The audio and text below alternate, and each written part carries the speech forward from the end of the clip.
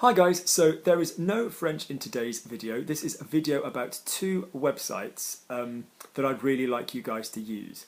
So this is for anybody who's intermediate to advanced. So when you were little and there was a word that you didn't understand, I'm fairly confident that when you asked your dad or your mom what the word was, I'm fairly confident that they didn't give it you in French, that they gave it you in your own language, whether that's English or whatever that might be. So when you look up a word you don't know from French that you're reading, it'd be great for you to get online, do all this reading, read websites, you know, all this kind of stuff. Then what I don't want you to keep doing is flooding your brain with more and more English. So it's all very well and good to go to wordreference.com and have a look and go, right, okay, what's the English translation for the word that I'm using? But it keeps your brain in English. So what I would like you to do is to start using French dictionaries for French people, for French kids even, because that's going to help explain the word that you're looking for. So if you asked me, Luke, if you were a 9-year-old or an 8-year-old and you said, what's a surrogate? What's a surrogate mother? Okay, une mère porteuse in French, by the way, a carrying mother. So I don't then turn to well, I would, because I'm obviously working with children I want to make bilingual, but if I were talking to somebody who were English, I wouldn't say, oh, a surrogate mother, that is une mère porteuse. I'd say, oh, it's a lady who carries a baby for another lady. I'd use this kind of language. If you asked me what a hybrid was, I wouldn't look it up in the dictionary and, you know, come up with like hybride or bâtard, whatever. I'd say, oh, it's when you take two things and you combine them. It's a combination of two things.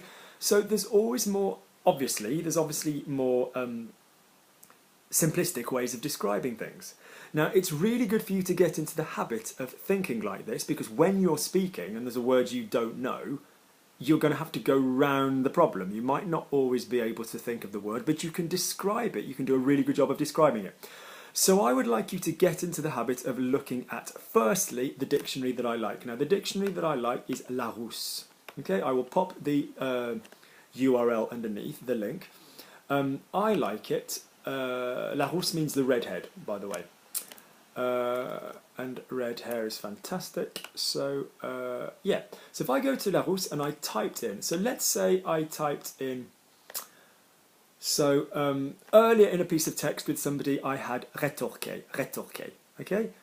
So I could have gone to the word reference and looked it up, but I said, okay, let's have a little look at Larousse.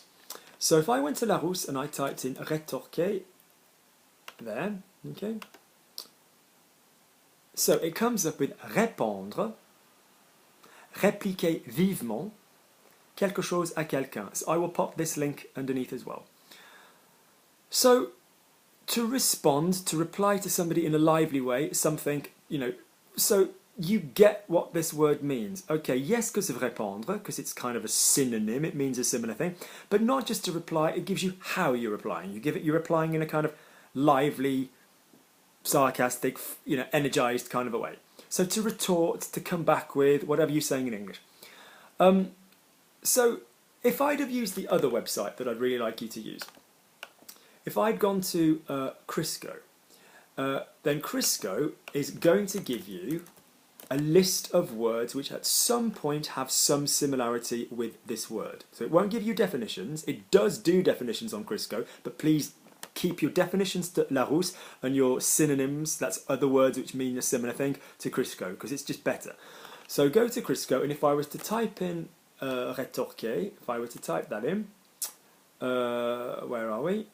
Then here, then it gives me a nice table underneath. So it gives me 6 synonyms, but then underneath it gives me a nice classement des premiers synonymes, which basically is a table. Now this table is really useful because there are plenty of words which mean something else. Okay? If I say I want to tell him, I want to tell, I want to inform, I want to say, I want to, you know, some of them are more common, rather than, you know, the politician said, the politician offered, the politician suggested, the politician advised, the politician stated. Now, every single one of these words has a slightly different nuance.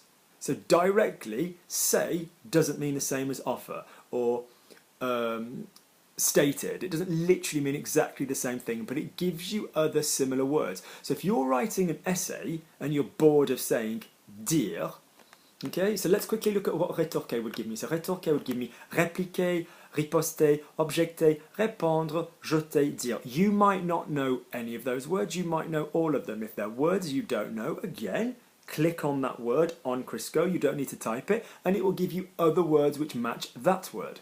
So in other words, you can use the dictionary as a means, the French dictionary, French, as a means of finding out what something means, and you can use the synonym dictionary, the thesaurus, of finding out what stuff means. I kind of think it's fun to do the thesaurus way because you're looking at other words which mean the same thing or similar stuff. So if I were to type in dire then, for example, which is I was talking about, 137 synonyms. So that's a lot. Okay, and it gives me a classification of the most common ones in the table. So look at the table underneath.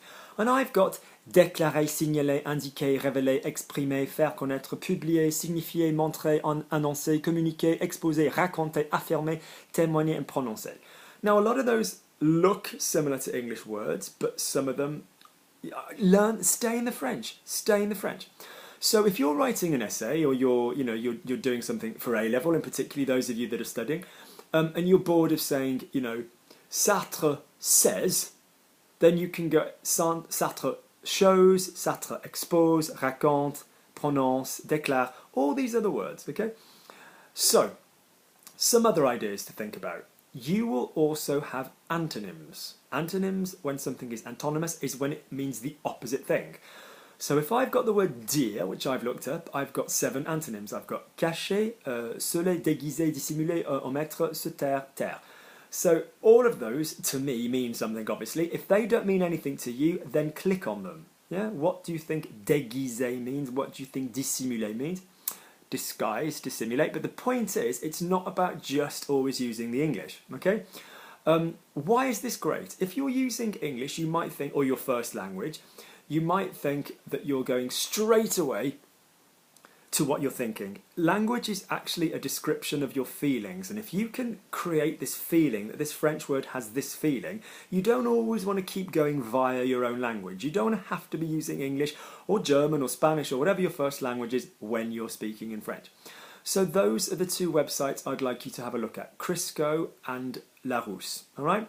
So do let me know how you get on. I'd like you to read an article, and I'd like you to see how that sort of works out for you. I've been doing it with a couple of articles this week with people, and I will pop those underneath. And so, for example, one of the articles mentioned a verb, which is, try an example, shall I say? So, immoler, immoler. So, immoler in English means, well, let's see what it looks like in French. Okay, so if we went to Crisco, so I-M-M-O-L-E-R, and if I went to Crisco and I typed in immoler, so you'll ignore the list, go to the table. It gives me sacrifier, mettre à mort, décimer, exterminer, massacrer, assassiner. So the first choice is, the synonyms for it are sacrifice, put to death, decimate, exterminate, massacre, and assassinate. Now I'm giving you that in English now to make my point, but you'd stay in French. You keep your brain in French because that's what's going to help you. Just reading these words, just knowing that they exist is useful. So it's like reading a new word but knowing what it means in advance. That's quite magical, isn't it?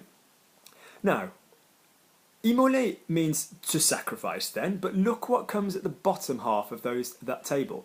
Offrir, laisser, renoncer, quitter, abandonner. So to offer, to leave, to renounce, to quit, to abandon. So you might go, what the hell has that got to do with sacrifice? This is where we come across the concept of figurative language. So if I said,